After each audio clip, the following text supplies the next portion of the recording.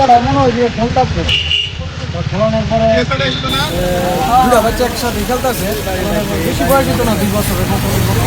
তারপরে খেলতে খেলতে দুটা বাচ্চা থেকে একটা পড়ে আসে, পরে একটা বাচ্চাকে বাইক পেয়েছে। তো বাইক পাওয়ানোর পরে তারপরে খোঁজাখুঁজি স্টার্ট হয়েছে।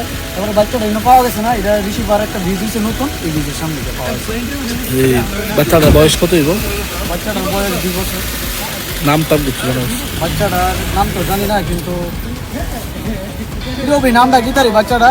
বাচ্চার বাবা আছে না? বাবার পর বাচ্চার বাবা আছে।